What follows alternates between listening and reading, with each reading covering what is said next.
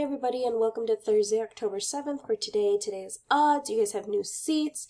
We have a writing day challenge. We're reading Call of the Klondike. Let's get into it, folks. We got a lot to do.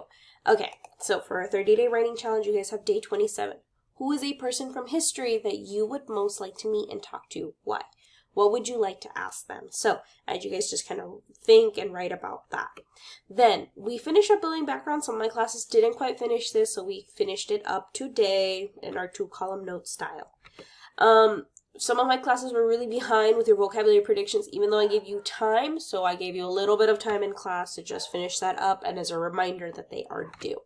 We actually had our first read of the Call of the Klondike. I had you guys open up the story in StudySync and follow along. And then we worked on our think questions. So let's get into how to do that right now.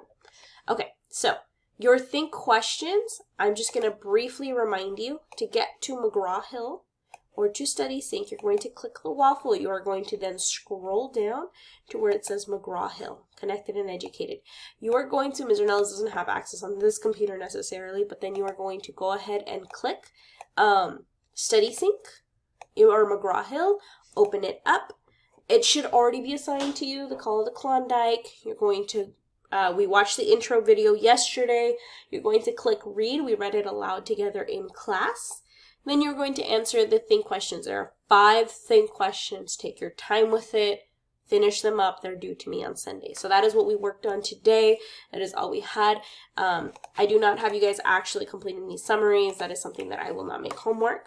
But I'm going to add it here, so that way you guys know. Call of the Klondike, think questions, StudySync, so you know, okay? So that is what's going to be due to me on Sunday. I know it looks like a lot. Don't worry, you guys are working on this, so it's not actually that much. Okay, as always, if you guys have any questions, please feel free to reach out to me before or after school, and I'll help you guys out. Other than that, I'll see you guys in class.